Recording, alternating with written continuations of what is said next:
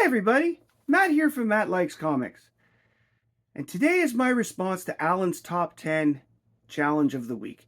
Now, you may have already guessed from the thumbnail who it is that I am going to do as my favorite character. And to be honest, this was a tough one. But my other choice, there's a good chance that there are people out there who would agree with me and they may do her as a favorite one. And I'm not so sure that this particular person is going to be picked by anybody else from a comic perspective.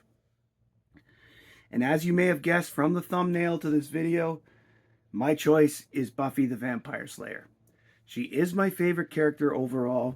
And honestly, to have the opportunity to show 10 Buffy books, and I did narrow this one down. I stayed in the rules this time. I have only 10 books. Specifically, though, it was hard because I was flipping through. Narrowing it down to 10 was hard, but I decided I've got some good ones here that I like. And actually, I got to eliminate a lot of the covers because Buffy wasn't necessarily on the cover. And the whole point of this was that Buffy had to be on the cover. So that probably eliminated a good 20% of the books out there because I'm not going to put Angel or Faith on here. I'm not picking them. Or Willow or Xander or any of the other wonderful people who are on the show. Actually, I think that Angel then Spike have the most covers after Buffy. For some strange reason. You know, Buffy the Vampire Slayer. Let's put the vampires on the cover. I mean, really, doesn't that make sense? So, I have put these in chronological order of release.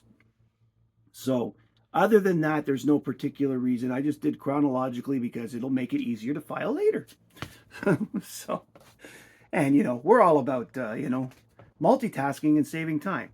So, without more of my usual rambling babbling, let's get to the books. The first one I picked was from the first Buffy series from Dark Horse, and this was Buffy the Vampire Slayer 3. This has always been one of my favorite photographs of Sarah Michelle Gellar as Buffy to begin with, so this actually was not a hard choice to pick. It's actually the one they use on the DVDs sets as well. Over here is James Marsters, so I believe. So it's been used. So we're going with that one. I like it a lot. Next up, by the way, there's a few of these are photo covers, but again, my favorite covers of characters, right? Buffy the Vampire Slayer number 6. She's just ready to go. It was actually hard to find a good cover with Buffy holding a stake, which is really what she does, right? I mean, she's a vampire slayer. Half the time, you could take one of those letters away, but we're not going to talk about that. Next up, I picked this one because I just love her facial expression in this one. This is, again, from the Dark Horse series, Buffy the Vampire Slayer 11.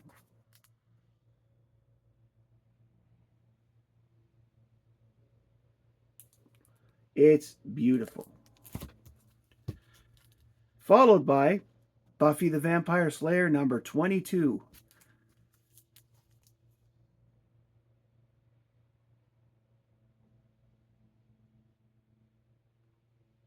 I think it's time that Buffy needs to see the colorist again for hair. I'm teasing. I think it's great. And then the last one from this particular series that I picked is Buffy the Vampire Slayer 58.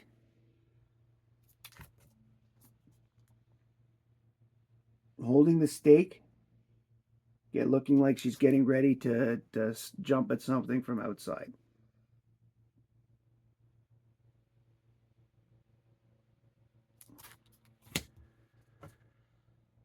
Next up, after that series, they decided to go with Buffy. As we all know, the TV series went 7 seasons. They decided after that they would continue on in the comics. And Joss Whedon was involved. He wrote a lot of the books for the first 2 anyway.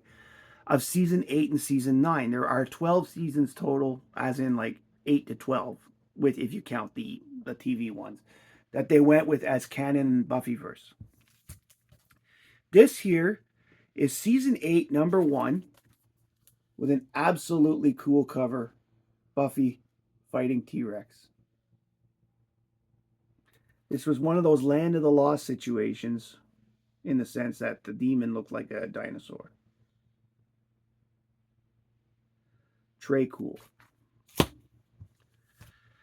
And the next one that comes up is important to me because when I got back into comic books when somebody told me that there was a Buffy the Vampire Slayer comic, like season 8.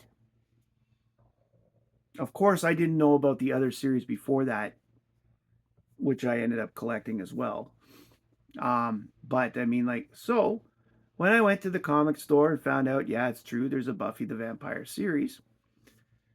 Well, I bought that, and I bought 6 other books at the same time because I was there. I had found out that Adventure Comics was back in action. I got an Action Comics, Adventure, a Django Fett book, you know, all those things. And I've been hooked back ever since. Here I am. I just had some books fall that weren't very well balanced. Luckily, I didn't fall far.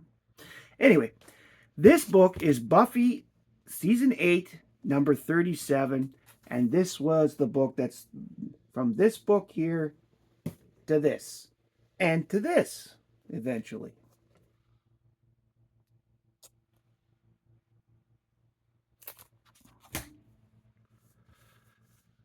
Next, we have Season 9, Buffy Vampire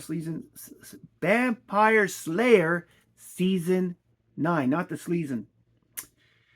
This is the finale book. This was issue 25 of Season 9. She looks so determined, and I like that. That's why I picked this one. Going to Season 10. I picked this one because Buffy's on the cover with Minor Giles. If you read the books, you know why. Like, by minor, I don't mean minor under the mind. I mean like he's a kid again.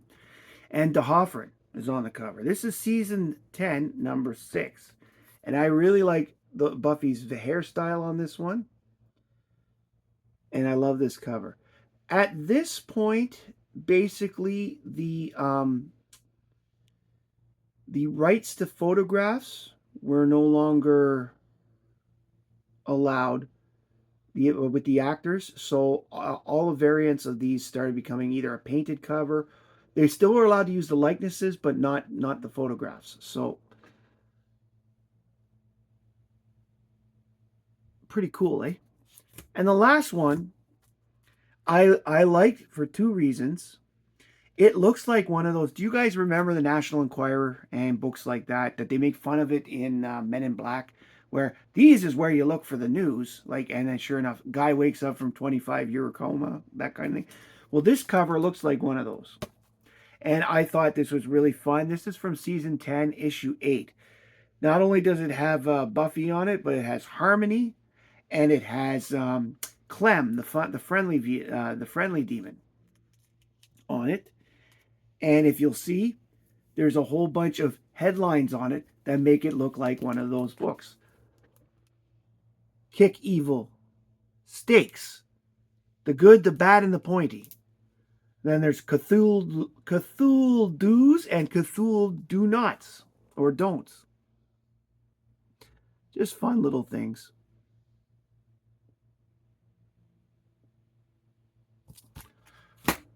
So that's the last of my top 10 Buffy books for this challenge. If you enjoyed it, please like, comment, and subscribe below. Tell me which one of these was your favorite. Tell me if you were a Buffy collector, and if you were to make a video, who would you pick? Or, even better, make a video. Use the hashtag Friday Comic Challenge. Tag Allan the Comic Collector Geek. Tag myself. I love, as I always say every week, I love checking these out myself. And we'll have a lot of fun with that. Thank you very much for joining me today. My name is Matt. I like comics, and I hope you do too. Bye, everybody.